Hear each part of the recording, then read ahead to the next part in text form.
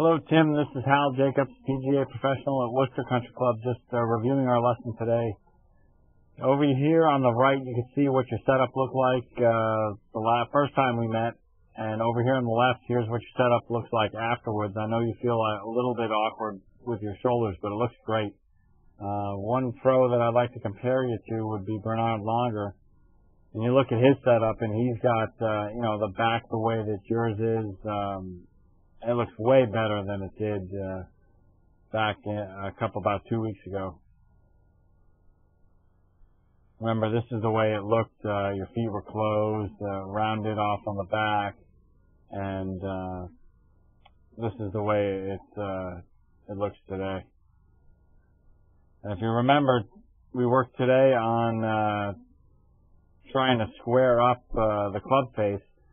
There was 3 things that we worked on. Let me draw some lines, and I'll go over the 3 things we worked on.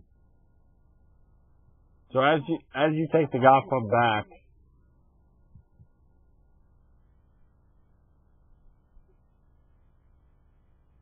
there's a little bit on the inside. Remember, we worked on getting the club out a little bit. They're looking pretty good at the top of the golf swing from where we were. And there's that over-the-top move a little bit, if you saw it. So that club head should be on the red line coming down, and it's a little bit over the top of it. So there were 3 things we worked on today.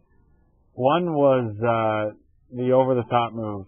The second thing was squaring the club face up, which I think is probably the most important thing for you right now. And the third thing was keeping your shoulders so that they have the same angle through the shot. Because if you take a look right now at your shoulders,